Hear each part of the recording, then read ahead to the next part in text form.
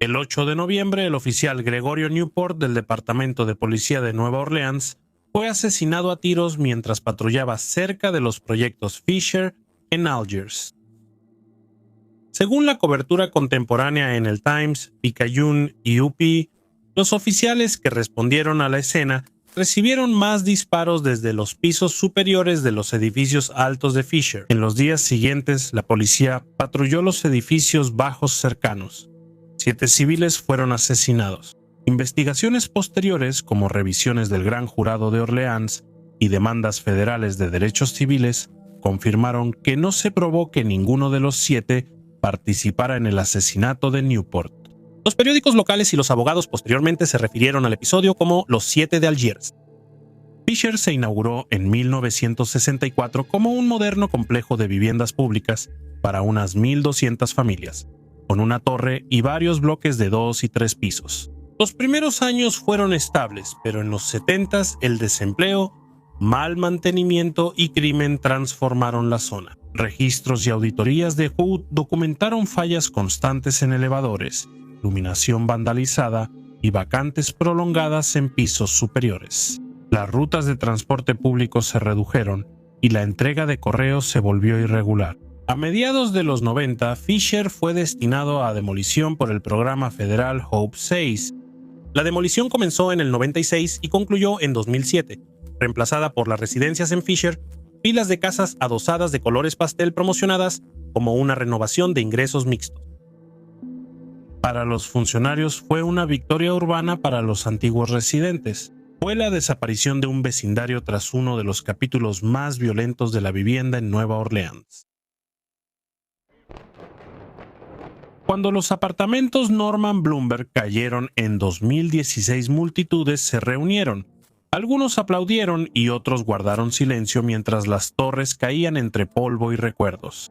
Para la ciudad, fue un nuevo comienzo para el norte de Filadelfia. Fue el cierre de una herida de 40 años que se completó en el 67 en el vecindario de Chatswood. El complejo Bloomberg tenía 2 torres de 18 pisos y varios edificios bajos. Simbolizaba el progreso moderno para familias negras trabajadoras, ofreciendo acceso asequible a mejores condiciones cerca del centro. Ese optimismo desapareció en 10 años.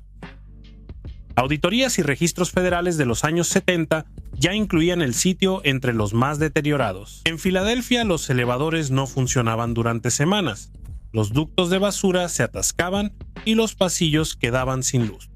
El Philadelphia Inquirer describió el complejo en el 82 como un tugurio vertical en cámara lenta. Ese año, un niño de 4 años cayó de la ventana del piso 13 del departamento familiar. La muerte evidenció el abandono en los edificios y exigió inspecciones y medidas urgentes. La ciudad prometió reparaciones, pero hizo pocas. En los años 80 y principios de los 90, las torres eran mercados de drogas al aire libre dominados por la venta de heroína y crack.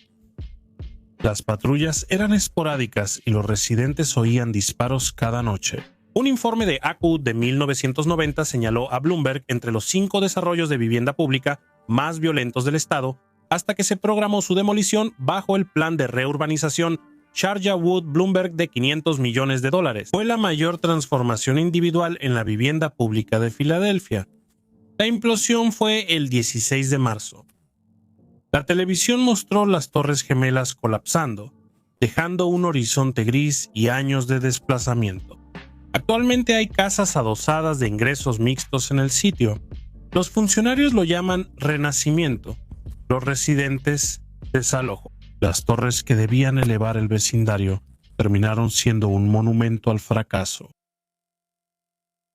El 12 de diciembre de 1980, una explosión sacudió la guardería en el complejo Bowen Homes, en el noroeste de Atlanta. La explosión mató a varios niños pequeños y dejó heridos a otros. Investigadores concluyeron que la causa fue una fuga de gas no atendida, pese a varios reportes de mantenimiento. Para muchos en Atlanta, ese momento hizo que Bowen pasara de ser un proyecto problemático a simbolizar la negligencia. Las casas Bowen abrieron en el 64 como uno de los desarrollos de vivienda pública más grandes de la ciudad, distribuidos en 150 unidades de ladrillo. Se promocionó como refugio para familias trabajadoras, mostrando patios ajardinados y áreas de juegos nuevas. Pero en 2 décadas el optimismo había desaparecido. Los empleos industriales bajaron, la pobreza creció y el presupuesto de mantenimiento colapsó. Para los años 70, Bowen era uno de los sitios con menos fondos en el portafolio de la Autoridad de Vivienda de Atlanta. La tragedia de la Guardería 80 atrajo la atención nacional. El Atlanta Journal-Constitution reportó que la fuga de gas llevaba semanas y las solicitudes de reparación fueron ignoradas. Funcionarios lo llamaron accidente trágico, residentes consecuencia de años de negligencia. Tras la explosión, los bomberos clausuraron edificios por cableado y fallas en infraestructura. En los años 80 y 90, Bowen fue sinónimo de crimen violento y narcotráfico al aire libre. Los registros de respuesta policial mostraron docenas de asaltos y tiroteos cada año. Una inspección de viviendas del 95 clasificó a Bowen como gravemente deteriorado, citando unidades vandalizadas e interiores inhabitables. Los residentes empezaron a reubicarse mediante programas de la Sección A antes de que la ciudad anunciara la demolición total en 2009 con la iniciativa Hope 6.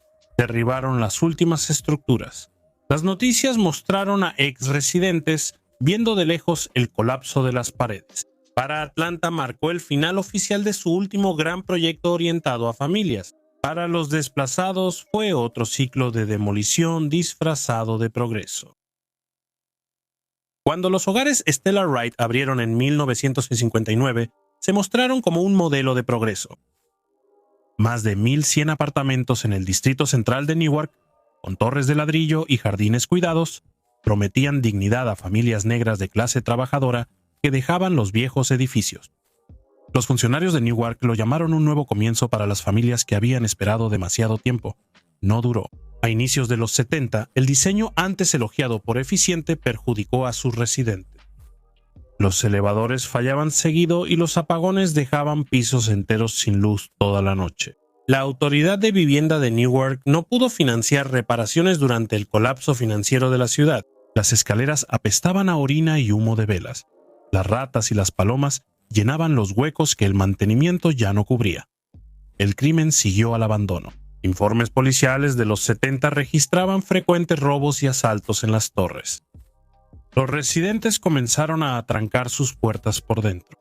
En el 74, un comité de vivienda de la ciudad de Newark nombró a Stellar Wright entre los 10 entornos de vivienda más peligrosos de los Estados Unidos. Bomberos y paramédicos solo entraban en grupos, casi siempre escoltados por la policía. Los registros federales muestran que en el 80, el Departamento de Vivienda y Desarrollo Urbano clasificó el complejo como gravemente deteriorado. Los residentes organizaron protestas exigiendo la demolición. El Star Ledger reportó una protesta donde inquilinos mostraban carteles que decían «Derríbenlo antes de que nos mate». Durante los años 80 y 90, las condiciones empeoraron. Muchas familias se mudaron voluntariamente. Otras fueron reubicadas bajo decretos de consentimiento supervisados por la corte después de reportes de contaminación por plomo y asbesto. Cuando finalmente comenzó la demolición en 2002, los últimos residentes observaron desde el perímetro de una cerca mientras la dinamita reducía los edificios a polvo. El terreno sigue sin desarrollarse y la ciudad lo considera una hoja en blanco para el futuro. Para los exresidentes es un cementerio de promesas incumplidas.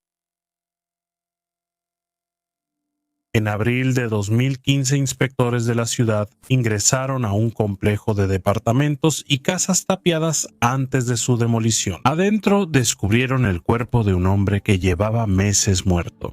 El hallazgo fue noticia local, pero para los residentes del sur de Memphis, solo confirmó lo que ya creían. El último proyecto de vivienda pública en la ciudad llevaba años muriendo. Food Homes se inauguró en los años 40 por el New Deal para dar vivienda asequible a familias negras excluidas de vecindarios segregados. Durante años se consideró una comunidad estable. Iglesias y tiendas rodeaban los edificios de ladrillo rojo y generaciones vivieron cerca de la calle Bill. A finales de los 80, el declive manufacturero y el narcotráfico transformaron el sur. Para mediados de los 90, Food era foco de drogas y pandillas según la policía de Memphis. Los informes del Departamento de Policía de Memphis Señalaron la presencia constante de Gangster Disciples, Vice Lords y Rolling 20 Crips, cuyos miembros jóvenes operaban como babyfoot. Entre 1992 y 1997, varios tiroteos relacionaron el complejo con disputas violentas contra pandillas de Lemoyne Gardens y Dixie Homes. Mientras la violencia crecía, los edificios se deterioraban. Un informe de A10 Commercial Appeal registró tuberías rotas que inundaron departamentos con agua hirviendo. 2 residentes. Los registros de la ciudad mostraron muchas quejas pendientes de plomería y electricidad. En 2013, Memphis anunció la remodelación de South City, con un plan de $250 millones financiado por Choice Neighborhoods de HUD para demoler Food y construir viviendas de ingresos mixtos. Se prometió a los residentes el derecho de regresar según registros públicos. Solicitudes posteriores indican que menos de un tercio regresó. La demolición comenzó en 2016. La televisión local mostró polvo avanzando por la cuarta calle mientras colapsaban las últimas paredes. Para los líderes de la ciudad marcó una renovación. Para las familias que observaban desde las aceras, significó borrón y cuenta nueva, el fin del último vínculo sobreviviente con el experimento original de vivienda pública de Memphis.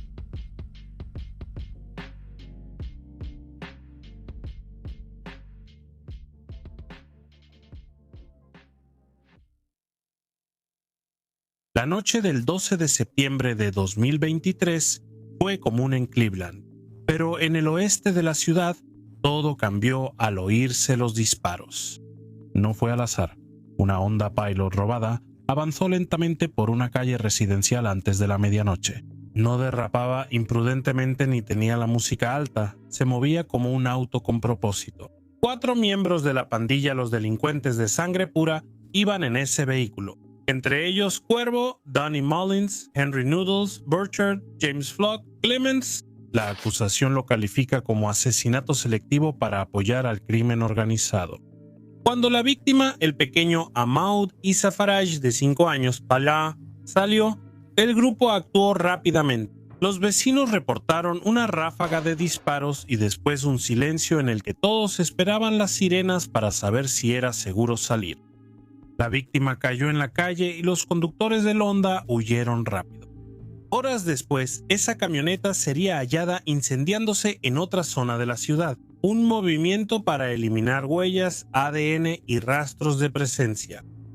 Cuando llegaron los bomberos, casi todo el vehículo era cenizas y metal, aunque el fuego no lo consumió por completo. El principal problema para la policía de Cleveland y los investigadores federales era que este caso cerraba el patrón de actos violentos que seguían desde hace casi 2 años. Este asesinato les dio lo que necesitaban, un punto de entrada claro a una vasta empresa criminal que había crecido silenciosamente de una pequeña banda de la calle Cedar State a algo mucho más estructurado, violento y ambicioso. Un grupo llamado Los Delincuentes de Sangre Pura, que según fiscales actuaba como familia, imponía disciplina militar y se expandía como negocio. Desde el este de Cleveland hasta Akron, Youngstown y el sistema penitenciario estatal. Ese asesinato la noche del 23 llevó al gobierno federal a revelar una de las mayores acusaciones contra pandillas en la historia reciente de Cleveland, porque lo que parecía una ejecución nocturna no era un hecho aislado. Era un síntoma de una pandilla que, según autoridades, operaba un mercado abierto de fentanilo, coordinaba represalias, reclutaba en prisiones y tenía jerarquía en varias ciudades. Este asesinato no era la historia, sino cuando la historia se abrió por completo. El este de Cleveland ha tenido muchas bandas por décadas, pero a inicios de los años 20, un lugar se volvió el centro de una nueva operación. Cedar Estates, un complejo de viviendas públicas al este del centro. Durante años tenía la típica mezcla de tensión vecinal, escaleras abiertas, patios oscuros y esquinas. Eso cambiaba según quién tuviera más impulso esa temporada.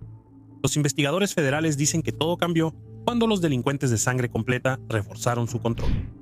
Tomaron el control del suministro, el espacio y el tráfico. El liderazgo de la FBF estableció un mercado constante de fentanyl dentro de Cedar Estates. Una rotación de miembros asignaba turnos. mientras autos y 2 departamentos ocultos movían el producto.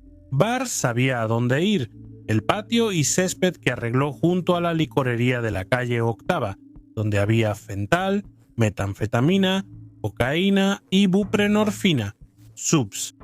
Esos productos principales tenían su propio precio y demanda y generaban ingresos constantes. La pandilla no era grande, su estructura los hacía peligrosos. Tenías a Donnie, quien se encargaba tanto de la coordinación a nivel callejero como de la coordinación de alto nivel, y tenías a Nudos, profundamente involucrado en el lado de las drogas y la violencia. Luego Flock estaba ligado a la parte de ejecución y comunicaciones del grupo. Debajo de ellos, una red de distribuidores y mensajeros. Jeffrey Fatty, Lee, Jerry LeRuga, Pharrell Devontae, D. Nut Johnson, Elijah, Loon Johnson, Jerome J.T. Williams. Cada nombre aparece acusado por conspiración de drogas, posesión de armas o manejo de comunicaciones para la banda. Pero la parte que más destaca, la parte que los federales seguían enfatizando, es lo organizada que estaba la operación para hacer una pandilla local. No era venta al azar en esquinas, era una red con Cedar Estates como fachada para los vendedores. Con seguridad armada, las armas se guardaban en departamentos y autos para tenerlas a la mano ante robos o disputas. Los vigilantes monitoreaban el movimiento en el complejo. Pero el verdadero indicador de lo arraigado que estaba FBF era simple. Nada ocurría en Cedar Estates sin que la pandilla lo supiera, según los residentes. La actividad de drogas no era intermitente. Estaba ahí todos los días, todo el día, y el dinero que fluía por el complejo le daba algo a FBF. Todas las pandillas quieren algunos. Lograr una base estable donde las cadenas de suministro, el flujo de efectivo y la mano de obra circulen sin interrupciones. Desde esta base se expandieron hacia afuera, primero a otras partes de Cleveland, luego Akron, después Youngstown y, eventualmente, según los fiscales, al propio sistema penitenciario de Ohio. La siguiente fase era vender más drogas y crear un sistema capaz de resistir arrestos, disputas o redadas callejeras. Un sistema que operaba incluso con miembros en prisión. Cedar Estates fue el inicio y ahora el conducto a la cárcel era la evolución. Cuando la mayoría de las bandas callejeras hablan de controlar el sistema, solo presumen. La cárcel suele ser un callejón sin salida. Se cortan las líneas, el dinero se acaba y la influencia de una pandilla rara vez sobrevive. Pero los delincuentes de sangre completa eran la excepción. Su siguiente movimiento fue establecerse dentro de la prisión, y no en cualquier prisión. El centro correccional del noreste de Ohio en Youngstown, donde varios grupos y antiguos enemigos se cruzan. Toda una jerarquía se reinicia cada día entre el 22 de enero y abril de 2024. La acusación dice que miembros y socios del FBI crearon una red de tráfico de drogas dentro de la prisión. La lista de productos seguía casi igual que en Cedar Estates, solo cambió el método. La acusación señala que reclusos, proveedores externos y empleados o aspirantes a la prisión movían drogas a través de varias capas de seguridad. La Fed afirmó que el plan inició con una idea. Para controlar, la pandilla no podía depender de la corrupción o la suerte, requerían a su propia gente y posición. Así que, según los documentos de acusación, los líderes alentaron a ciertos miembros o asociados a buscar empleo dentro de la prisión.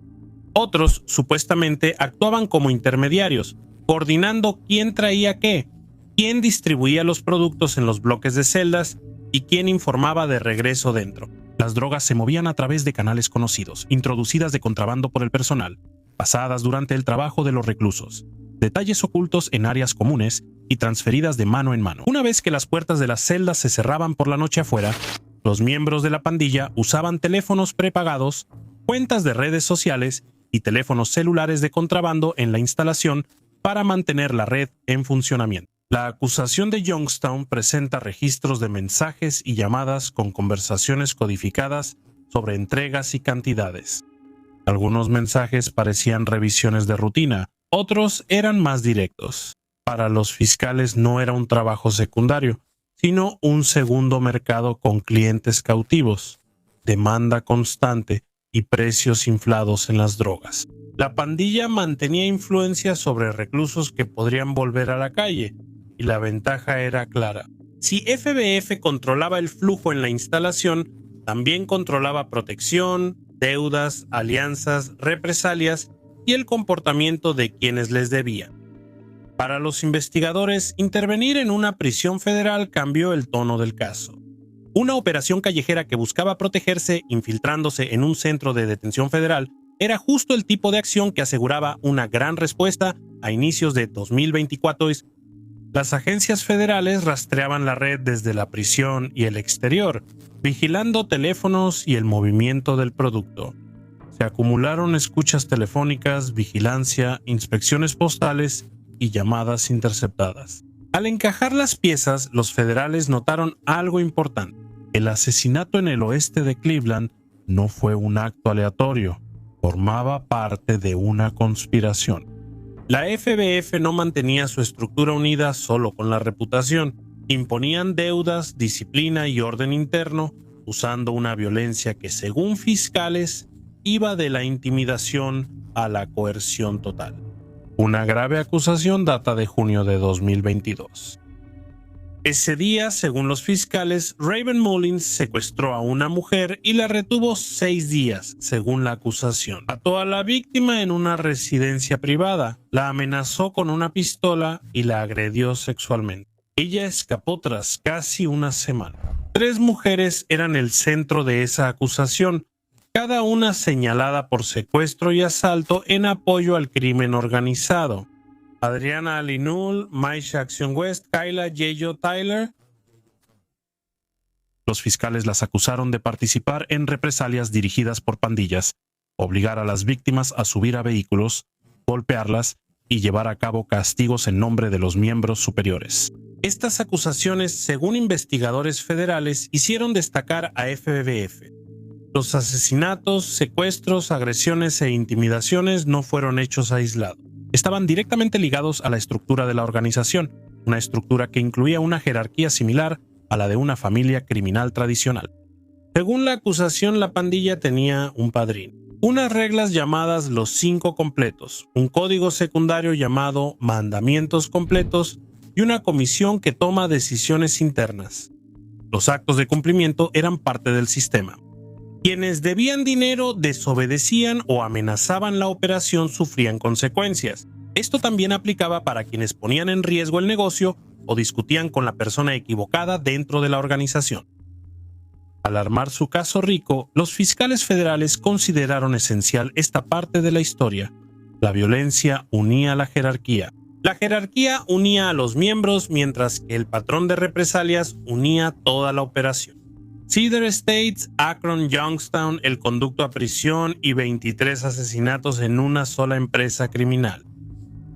Aquí el caso pasó de crímenes callejeros aislados a convertirse en un caso rico. Al llegar los delincuentes de sangre completa a Cedar Estates, sus crímenes se confundieron con el ruido típico de la ciudad.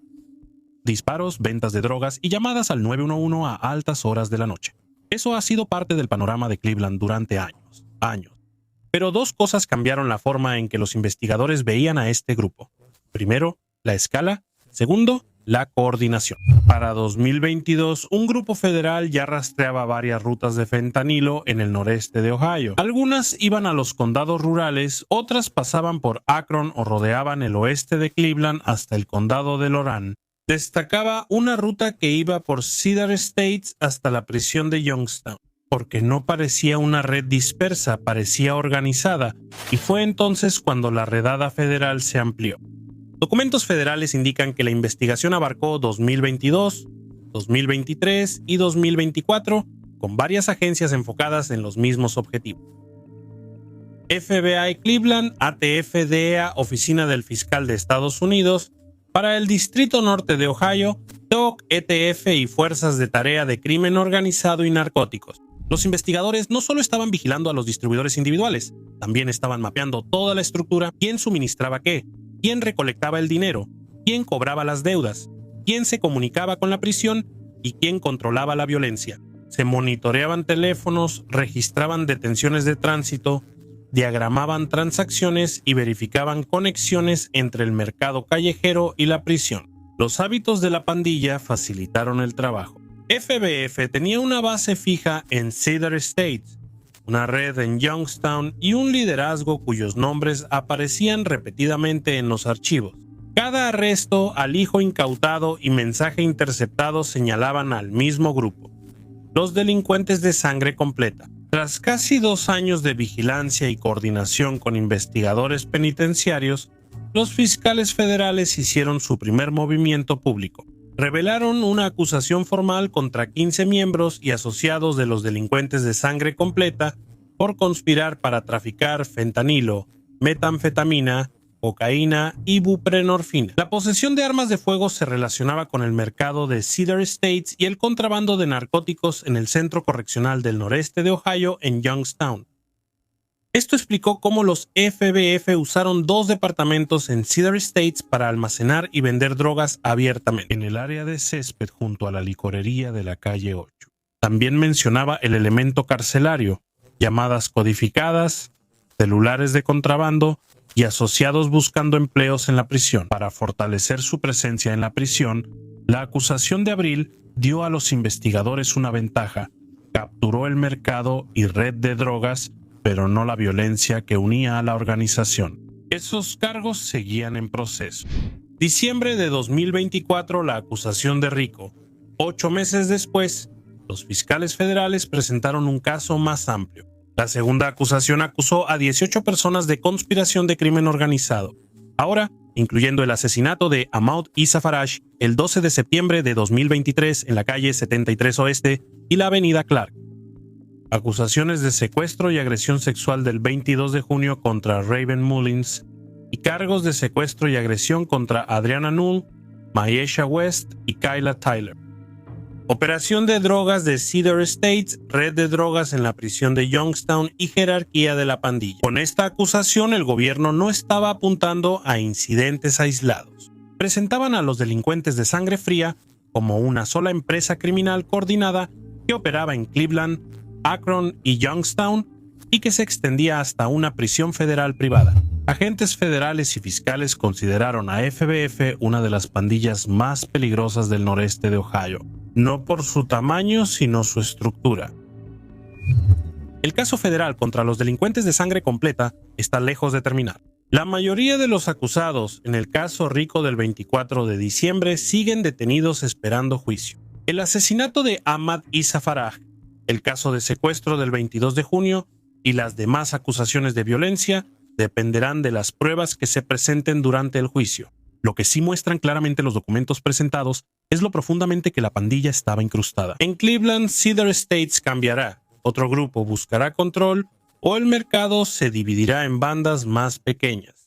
El canal de la prisión de Youngstown puede cerrarse o alguien más intentará reconstruirlo, solo para delincuentes peligrosos. La historia sigue en el limbo, sin resolverse ni veredictos o cierre. Una banda que era un sistema cerrado, ahora forzada a un proceso lento donde todo llega a su destino.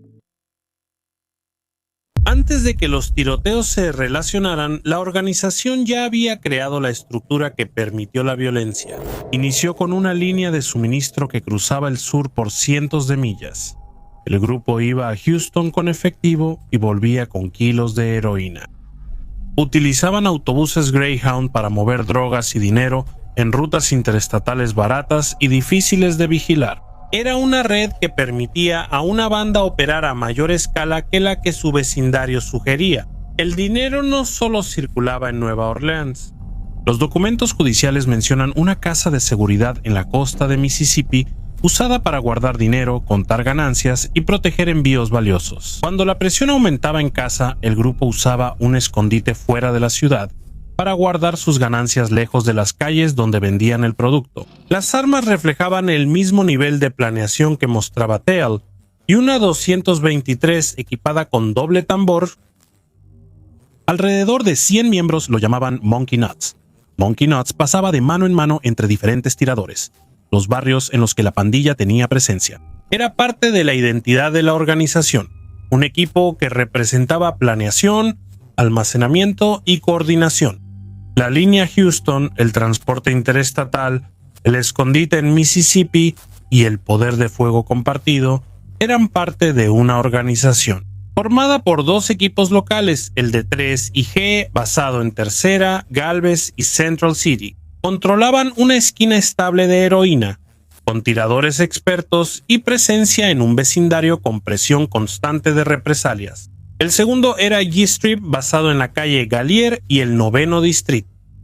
Tenían sus clientes, red de distribución y conflictos y rivales por proyectos en la zona. Ambas bandas se unen para proteger la ruta de heroína, reúnen a sus tiradores y expanden la distribución en ambos territorios. Operaba como una sola organización, y cuando sucedieron los primeros asesinatos en 10, la estructura ya estaba establecida. El sistema que la banda construyó solo tenía sentido si más de un vecindario lo apoyaba. 3 y G tenían la esquina en la Tercera y Galvez, y sabían cómo mantenerla bajo presión. No tenían espacio para crecer. Una cuadra no soportaba una red que traficaba kilos de heroína desde Houston. G Strip tenía el problema opuesto. Controlaban bares en el 9º barrio y parte del corredor Dazzar y Florida, pero luchaban por espacio. La zona de la calle Gallier tenía rivalidades y G Strip no tenía suficiente gente para proteger la distribución y enfrentar a las bandas vecinas. A inicios de 2010 ambos grupos estaban rodeados. Las bandas del proyecto Desire protegían su territorio porque su venta de heroína dependía de eso. Ryder murió y los grupos de Calio Link se expandieron por Uptown y barrios cercanos, generando fricción con G Strip y Central City. Facciones más jóvenes, como los grupos alrededor de Melpomene, estaban surgiendo al mismo tiempo, agregando otra capa de presión. Ninguna banda podía controlar todo, por eso 3 y G Strip unieron su alcance. Tiradores, clientes y suministro. No fue un arreglo temporal, sino un sistema. Armas, dinero y responsabilidad compartidos entre vecindarios. El nombre Third Ward más Ninth Ward dio origen a los 39ers. Una vez que se formó la alianza, cualquier banda rival que afectara a cualquiera de los vecindarios, Desire, Ride or Die, Calliope o las facciones de Uptown, se volvía parte del mismo conflicto. A partir de ese momento, la economía de la heroína se extendió por toda la ciudad y la violencia seguiría ese mismo mapa. Una vez que la alianza estaba en marcha, el grupo hizo un movimiento que cambió la forma en que el resto de la ciudad respondió. Cruzaron hacia los proyectos de Desire con intenciones violentas. El 2 de febrero de 2010, Kendall Faber fue asesinado a tiros en Dazzar. Tenía vínculos con la banda local que controlaba la venta de heroína. En el 9º distrito, los 39 enviaron miembros para asesinar a Dazzar, considerándolo un obstáculo para la línea de suministro. Esa decisión tuvo un costo. Las bandas de deseo tenían su propio orden. Si alguien desaparecía en su territorio, la gente lo notaba enseguida. Los asesinatos de Favor se esparcieron rápido y cambiaron la percepción de varios grupos sobre 3 y G y 3 tiras. Ser la alianza no era como una banda de esquina, tenían mayor alcance. Ese golpe enfureció a la gente en los proyectos y puso a los 39 en el radar. Habían entrado en la política de los proyectos, lo que siempre exigía respuesta. La alianza no se detuvo, aunque vieron la reacción, siguieron expandiéndose. 3 meses después, el 11 de mayo de 2010, Rayshon Jones fue asesinado. Jones tenía vínculos con personas de Ride or Die, banda con conflictos con Central City y el 9º distrito. Su muerte confirmó algo que el ataque anterior había sugerido. Los 39 estaban atacando a personas que influían en la actividad de la heroína en toda la ciudad. Estos asesinatos, Favorite y Desire en Jones y Link en Uptown, fueron el primer gran error de la alianza. Eliminaron a sus rivales. También llamaron la atención de bandas que nunca se habían visto a G o G Strip en la ciudad. Tras estos ataques, sí lo hicieron. Después de los ataques, la alianza ya no estaba lidiando solo con un vecindario que los observaba. Había entrado en una red de robos de años en el norte de la ciudad, ligada a la heroína, dinero, viejas disputas y el control cerca del centro. Los grupos vinculados a Kelly y Ryder D no necesitaban una declaración formal para responder.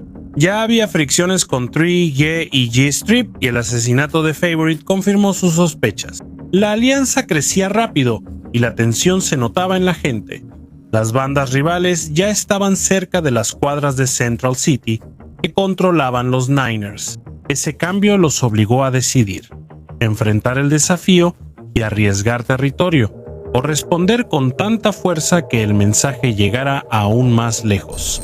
El 19 de mayo de 2010 eligieron la segunda opción. 2 hombres vinculados a la red Calliope Blink fueron emboscados en la cuadra de Central City. Lester Green fue asesinado y Jamal Smith herido, pero sobrevivió. Esa emboscada cambió la guerra. La muerte de Faber fue la primera vez que se cruzó la línea. El asesinato de Green mostró que la alianza protegería Central City, eliminando a cualquier oposición fronteriza. La pelea era por dónde mover la heroína, quién venderla y qué grupos imponían las reglas. A inicios del 11, la alianza ya no solo respondía a rivales cercanos, sino que también rastreaba personas en toda la ciudad. La información y las armas circulaban más rápido, y los tiradores priorizaban la movilidad en vez de esperar los conflictos en su zona. Esto se notó el 19 de febrero de 2011. Terrence Dennis fue perseguido y baleado por Central City. Los Niners habían estado hablando de él durante semanas porque se movía con grupos cuya presencia había aumentado alrededor de su barrio. El cambio no fue donde hallaron a Dennis, sino cómo su nombre llegó primero en la lista. Los señalaron porque miembros de la alianza rastreaban quienes aparecían cerca, ganaban influencia o podían interrumpir su actividad. Dennis era uno de esos nombres. Al día siguiente, el 20 de febrero, la alianza llevó a cabo un segundo ataque. A Little John Haynes lo rodearon con rifles, pistolas y monkey knives. Haynes tenía contactos influyentes en Uptown, donde la alianza vigilaba la heroína. Dennis dijo que al eliminarlo un día después, el grupo ya operaba con ritmo, no reaccionando caso por caso. Por entonces, los 39 empezaron a usar autos en su estrategia. Los equipos seguían a los objetivos el tiempo necesario para confirmar sus patrones antes de actuar.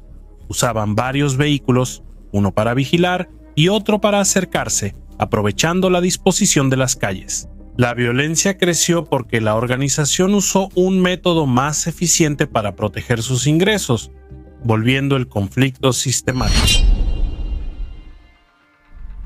A mediados del 11, los 39 ya habían perfeccionado la persecución. Los tiradores compartían armas, vehículos e información rápida entre Central City y el 9º Distrito. El sistema que los ayudó a crecer también facilitó rastrearlos. Su primer error fue ser previsibles. En ese momento los Niners atacaban a personas influyentes de grupos rivales. Casi todos esos ataques ocurrieron tras circular un nombre dentro de la alianza. El patrón era claro: identificar. Un rival confirmó el movimiento en pequeños equipos. Funcionaba en la calle, pero creaba un ritmo. Los investigadores finalmente aprendieron a reconocerlo. El segundo error fue la circulación de armas. El Bushmaster Monkey Nuts nunca se ocultó, se movía rápido entre tiroteos y su tamaño y cargador lo hacían destacar. Vinculó un incidente con otro y cuanto más dependía la alianza de él, más claros se volvían los vínculos. El tercer error fue cómo se acercaron a los objetivos finales. El 4 de mayo de 2011, Gregory Case fue asesinado y Kendrick Smothers herido. Case era mencionado en la alianza por relacionarse con personas vinculadas a la heroína cerca de Central City. En consecuencia, alguien que podía desviar a los clientes en la dirección equivocada. El ataque destacó porque seguía el mismo patrón: misma arma, grupo pequeño, ataque rápido y estilo similar. El asesinato meses después reveló la alianza. El 14 de septiembre de 2011, Miguel Marshall fue seguido desde su trabajo y le dispararon antes de entrar a su auto. Las personas involucradas lo siguieron el tiempo suficiente para confirmar que estaba solo y se acercaron a pie. Ese nivel de preparación coincidía con asesinatos previos, y a finales de noviembre los investigadores notaron las similitudes. Los 39 colapsaban no por sus rivales, sino porque sus métodos ya no evolucionaban. Lo que fortaleció a la alianza fue la base de su caída. Para las 12, la alianza ya no era el grupo que construyó la línea de Houston y movió el rifle Bushmaster por 2 vecindarios. La ruptura no inició en un solo momento, sino con el cambio en la ciudad. Rivales que antes peleaban entre ellos ahora se fijaban más en los Niners. La gente hablaba y usaba la misma información interna. Algunas cuadras ahora circulaban por calles de los Niners. Cada vez que surgía un arma compartida o una persecución igual, más personas comprendían quién estaba detrás. Los federales actuaron con paciencia, observaron patrones, rastrearon armas y notaron quién aparecía tras cada incidente. El caso se basó en la consistencia, mismo estilo, grupos y nombres repetidos en toda la ciudad, no solo en un informante o golpe de suerte. En junio de 2015, el Martillo acusó por crimen organizado a los 39 como una sola organización. El juicio de 2017 reveló la alianza. Testigos relataron viajes a Houston, armas compartidas y mencionaron cómo se movía la heroína y quién imponía las reglas. Algunos acusados pelearon el caso, otros aceptaron acuerdos, y las personas que los fiscales consideraban centrales.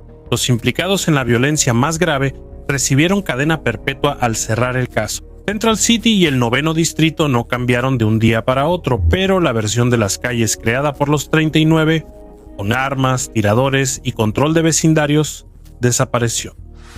Ningún grupo posterior manejó el sistema igual. Algunos lo intentaron, pero ninguno lo replicó. Los 39 no cayeron por sus rivales. Fracasaron porque sus propios métodos conectaron los puntos. Para los investigadores, una vez que esos vínculos fueron visibles, ya no les quedaba nada detrás de qué esconder.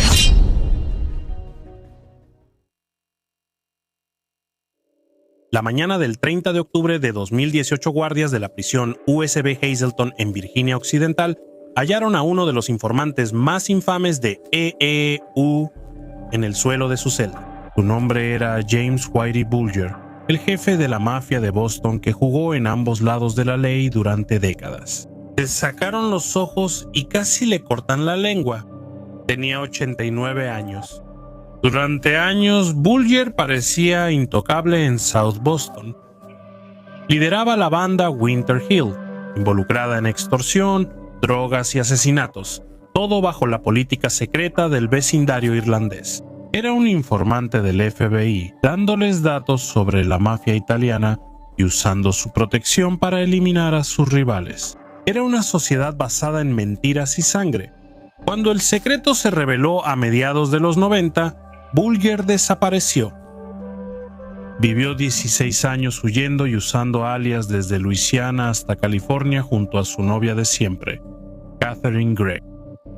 El FBI lo capturó en un departamento de Santa Mónica en el 11, ocultando dinero, armas y los fantasmas de casi 20 asesinatos sin resolver.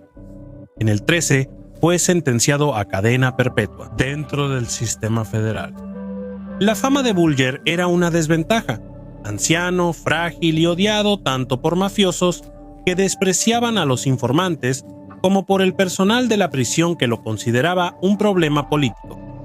Las transferencias lo mantenían en movimiento. Florida, Oklahoma y la USB Hazleton en Virginia Occidental, una penitenciaría violenta conocida como Monte Miseria. Dentro de las primeras 24 horas de su llegada, el contrato se llevó a cabo. Luego los investigadores identificaron a Fotios Freddy Gesh, ex sicario de la familia criminal genovese que cumple cadena perpetua como uno de los atacantes. Gesh era conocido por su odio hacia los soplones. Según los informes, las cámaras de seguridad mostraron a varios reclusos entrando a la celda de Bulger, mientras los guardias miraban hacia otro lado.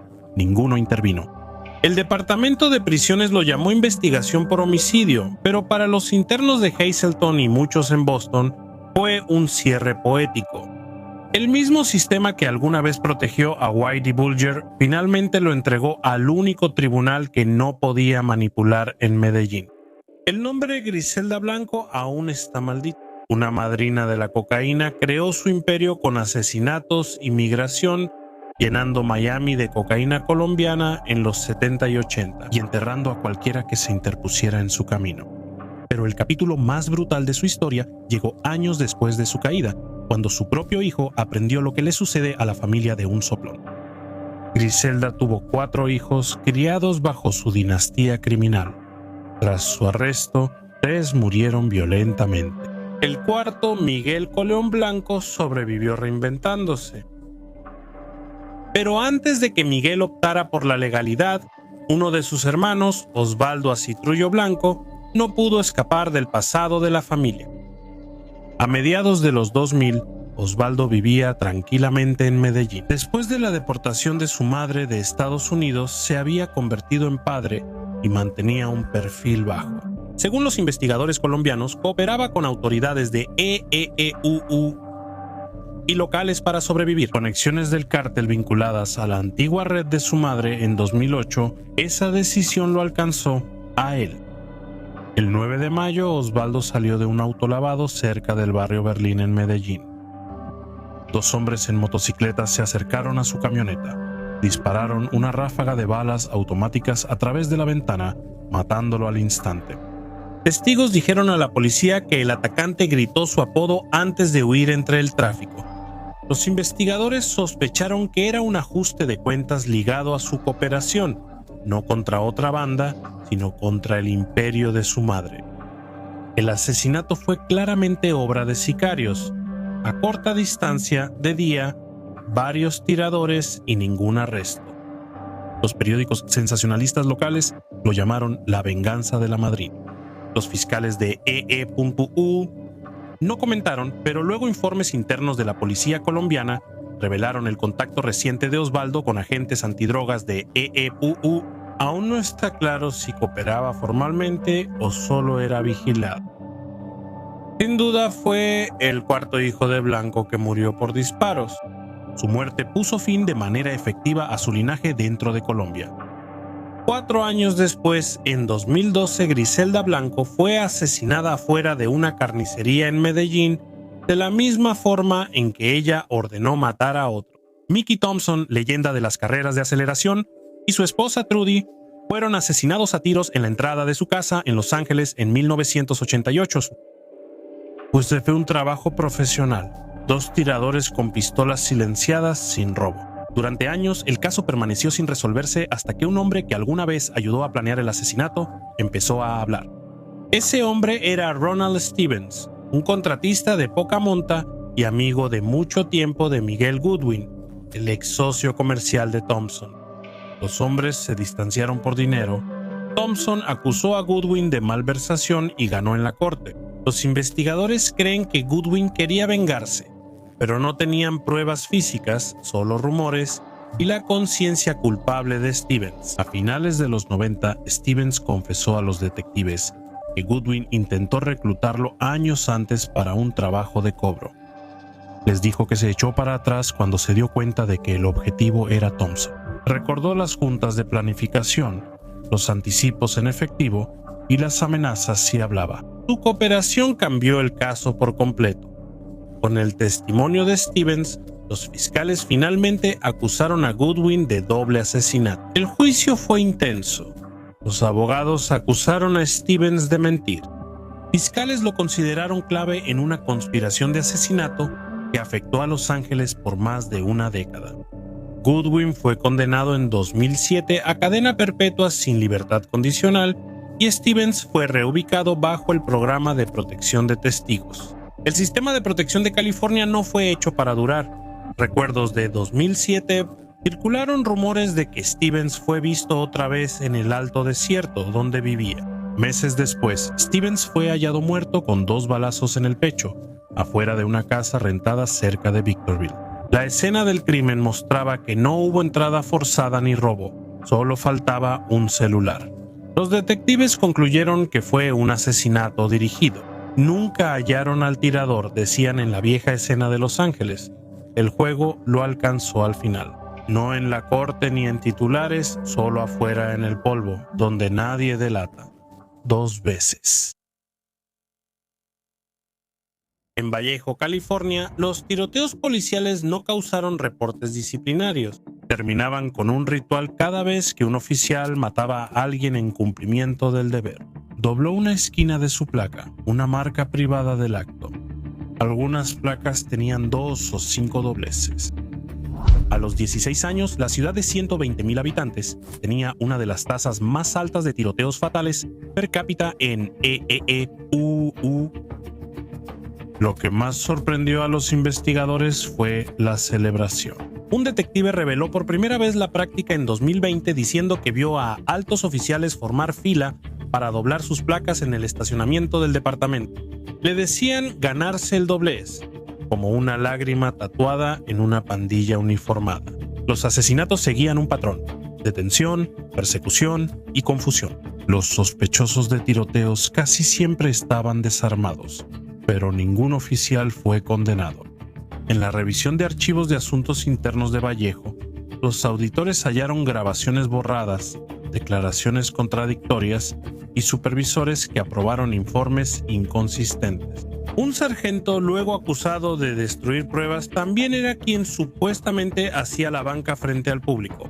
Vallejo aparentaba ser un pequeño departamento bajo presión, pero en realidad era una hermandad cerrada unida por la sangre. Un ex capitán lo describió claramente: ya no son policías, son una pandilla con placas. En 2021 los líderes de la ciudad pidieron una auditoría externa, pero la mayoría de los oficiales ya se había retirado o mudado a otros departamentos de California. Las placas dobladas se ocultaron en cajones y vitrinas, pruebas irrecuperables de una cultura que premiaba la muerte. Para Vallejo nunca hubo rendición de cuentas, solo el silencio de una pandilla que protege a los suyos. En el condado de Los Ángeles, la pandilla más temida de Compton no vendía drogas ni controlaba esquinas, usaba uniformes. Se hacían llamar los ejecutores, una camarilla de tatuajes que operaba en la estación de conferencias del departamento del sheriff. Cada miembro tenía tatuajes iguales: una calavera con un casco al estilo nazi, un AK-40 y 7 a su lado, y llamas elevándose en el fondo. La tinta era una iniciación. Los nuevos reclutas ganaban su tatuaje al matar a alguien en el deber. Al menos 18 agentes fueron identificados como miembros. Sus nombres surgieron en documentos judiciales y denuncias que detallaban un liderazgo oculto que decidía ascensos, horas extra y protección. Según un agente que testificó, existía un sistema de cuotas. Cuanto más agresivos eran tus arrestos, más rápido era tu camino hacia el respeto. Otro oficial afirmó que lo presionaron para ganarse su tinta tras negarse a participar en una golpiza. Fue transferido, degradado y víctima de reportes falsos. La clica actuaba con impunidad. Los agentes acusados de tiroteos eran absueltos por revisiones internas hechas por otros verdugos. Supervisores que criticaban la cultura sufrían represalias o jubilación anticipada. Cuando esto se supo en 2020 parecía un mito urbano. Los tatuajes de pandillas eran conteos de muertes en el departamento del alguacil, confirmado por un audio filtrado de un agente. Se llaman los verdugos y festejan tiroteos. Grupos en Compton exigieron una investigación federal por décadas de brutalidad. Reporteros hallaron clicas similares en estaciones del condado. Los Jump Out Boys, 3000 Boys y Vikings, cada uno con su tatuaje y ritual de iniciación. El departamento los llamaba subculturas. Las víctimas los llamaban como lo que eran: crimen organizado y uniformado.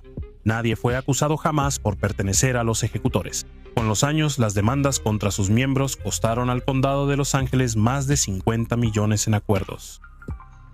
Dentro del departamento, los tatuajes permanecían ocultos bajo las mangas. Afuera, les recordaban que la ciudad alguna vez tuvo una pandilla policial tan confiada que se marcaba en la piel de sus oficiales. En el oeste de la ciudad hay un viejo almacén de ladrillo que fue de Sears y después del Departamento de Policía de Chicago. Era una instalación de narcóticos y para quienes llevaban ahí era más como un sitio negro. En 2015 The Guardian reveló la instalación tras rastrear a detenidos desaparecidos de los registros oficiales.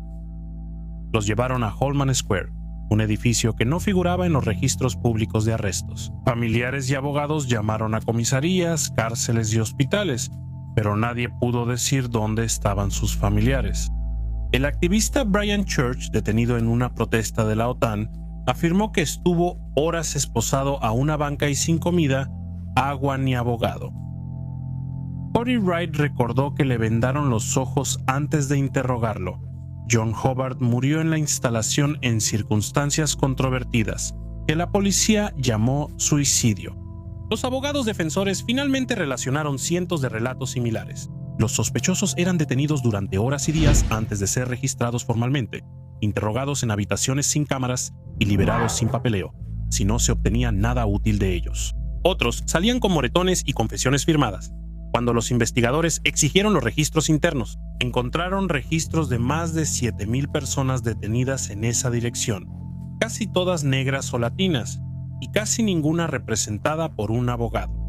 Una revisión federal nunca se materializó. Funcionarios de la ciudad llamaron sensacionalista al informe, pero nadie explicó por qué el departamento requería un sitio de interrogatorio oculto para el sistema judicial. Coleman Square se convirtió en sinónimo de un problema más profundo, una cultura policial tan confiada en su propia autoridad que construyó ese lugar para hacer desaparecer a las personas. El almacén sigue en pie en la avenida South Holman, silencioso y cercado para los vecinos. El viejo Sears muestra que en Chicago el secreto puede durar más que la reforma. En enero de 2023, 2 hombres negros en el condado de Rankin, Mississippi, dormían cuando agentes blancos entraron a su casa sin orden judicial. Se llamaban Escuadrón Goon, apodo que su grupo tenía en la oficina del sheriff del condado de Rankin. Las víctimas fueron Michael Corey Jenkins y Eddie Parker. Durante casi 2 horas los agentes los golpearon, les dieron descargas eléctricas y simularon ahogamiento con insultos raciales. Les echaron leche, alcohol y aceite de cocina en la cabeza. Los hicieron arrastrarse y dispararon sus armas dentro de la casa para intimidarlos. Cuando Jenkins suplicó que pararan, el agente Hunter Elward le puso una pistola en la boca y disparó. La bala le atravesó la lengua y mandíbula, dejándolo sangrando. Los demás se apresuraron a encubrirlo. Plantaron un arma en la casa, recogieron casquillos y montaron fotos para que pareciera que Jenkins había disparado primero. Presentaron informes falsos diciendo que los hombres resistieron el arresto durante meses, pero la historia se cayó cuando la víctima sobrevivió y habló. El FBI y el Departamento de Justicia investigan. En 2023, 6 agentes, entre ellos Elwood, Christian Dedman y Daniel Obdick, fueron acusados de violar derechos civiles y se declararon culpables. Documentos judiciales mostraron que el Escuadrón Goon agredió a otros residentes en cateos ilegales. Frecuentemente presumían golpear personas y enviaban mensajes sobre sus cacerías nocturnas. Usaban chats grupales para compartir memes y fotos violentas de sus víctimas. Según los fiscales, se veían a sí mismos como ejecutores, una pandilla privada operando dentro de la placa. Cuando los agentes federales los confrontaron, un agente confesó que el grupo jamás reportaba a sus miembros. El liderazgo del alguacil también habría ignorado quejas previas sobre su conducta. 24 de agosto, 5 agentes recibieron condenas de 10 a 40 años en prisión federal. Jenkins, ahora permanentemente desfigurado, dijo en la corte: hicieron lo que hicieron porque pensaron que nadie los haría pagar jamás. El caso sacudió a Mississippi. Durante años, el Escuadrón Goon trató las redadas rurales como un deporte. Solo terminó cuando una de sus víctimas sobrevivió lo suficiente para contar la historia. En el 16, el jefe de policía de Oakland dimitió tras un escándalo que provocó la caída de 3 jefes en 9 días. La razón no fue corrupción común, sino la revelación de una red de tráfico sexual operando abiertamente y protegida por oficiales. En el centro estaba una joven llamada Celeste Watt. Tenía 17 años cuando tuvo su primer contacto con los oficiales de Oakland. Según su testimonio, fue explotada por más de una docena de agentes de la ley de varios departamentos en el área de la bahía, incluyendo Oakland, Richmond y Livermore. Algunos oficiales le pagaban por sexo y otros le advertían sobre redadas para evitar su arresto. Uno compartió información de operaciones encubiertas a cambio de fotos desnudas en mensajes de texto que luego obtuvieron los investigadores. Un oficial de Oakland bromeó: «Eres mi informante confidencial y mi amante». Al iniciar la revisión interna, participaron al menos 14 oficiales. Uno de ellos, el oficial Brendan O'Brien, fue encontrado muerto por un aparente suicidio poco después de que los investigadores lo interrogaran. Su muerte provocó una reacción en cadena.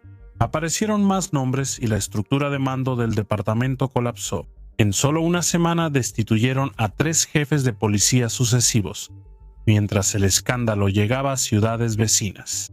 Cada uno insistió en que el departamento podía seguir adelante. Ninguno duró lo suficiente para demostrarlo. El alcalde de Oakland lo describió como una cultura tóxica, encontrándose con una ceguera institucional. Durante años, los oficiales trataron a la joven como fuente y posesión, trasladándola entre jurisdicciones y manteniendo un muro de silencio. Al revisar el caso, la fiscalía permitió que la mayoría de los oficiales evitaran cargos graves. Varios renunciaron o fueron despedidos. Solo algunos recibieron condenas menores. Después, la ciudad pagó casi $1 millón en acuerdos a la víctima. El episodio reveló una antigua verdad sobre la policía de Oakland. Su corrupción surgía del sentimiento de derecho y la creencia de que el poder daba acceso. En Atlanta, el escuadrón policial más temido no era SWAT ni una fuerza especial, sino una patrulla callejera, llamada Red Dog, abreviatura de RUN. Creada en los 80 por narcotraficantes de Georgia para combatir el crack, Red Dog sobrevivió mucho después de su objetivo. Para los años 10 ya era símbolo de humillación y control en las calles. Los residentes decían que sus tácticas eran como redadas militares.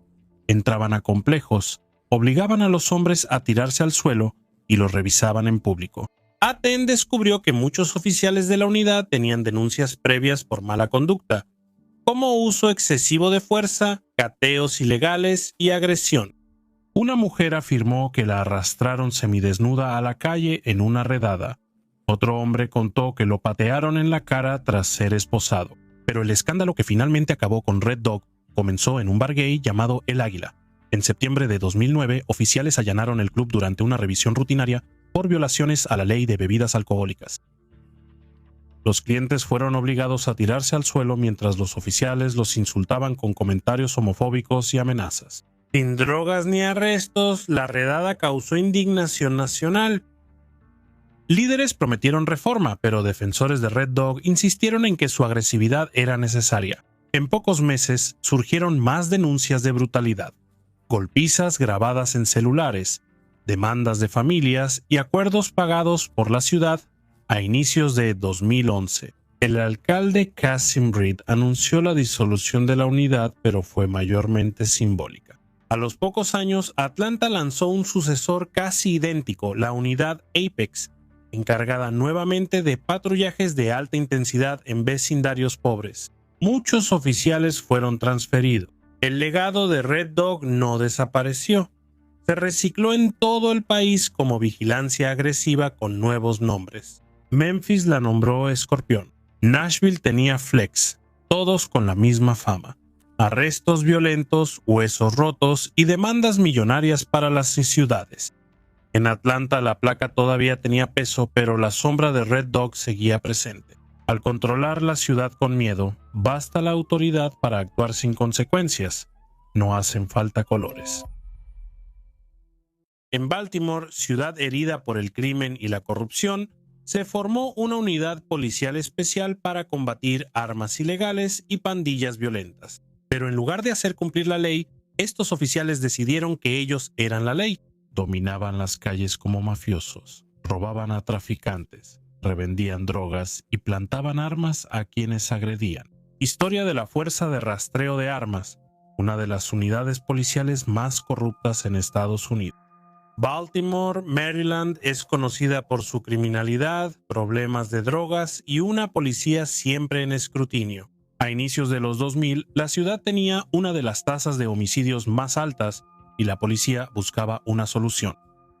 La Fuerza Especial de Rastreo de Armas se creó para retirar armas ilegales y desmantelar redes criminales violentas. Por un tiempo funcionó, o eso parecía.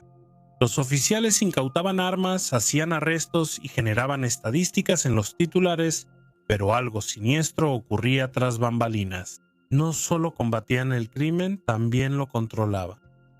Las calles de Baltimore pronto se llenaron de rumores sobre policías corruptos. Vendedores y sospechosos decían que oficiales los robaban, les quitaban drogas y botín, extorsionaban a pandillas rivales y redistribuían el poder criminal. Para las víctimas no había a quién acudir. ¿A quién reportas a los policías corruptos? Era el crimen perfecto hasta que una redada lo destapó. Ince, el detective David McDougall del departamento del sheriff de Hartford, vigilaba al traficante de heroína Aaron Anderson. McDougall puso un rastreador GPS bajo el auto de Anderson para seguirlo, Pero al detenerlo, los oficiales hallaron 2 rastreadores. Uno era de ellos, el otro pertenecía a un miembro de la GTTF. Anderson fue asaltado días antes por hombres que entraron a su casa como equipo SWAT. Robaron casi 1 kilo de heroína, dinero, un reloj de lujo y un arma. El robo pareció una redada policial porque lo fue.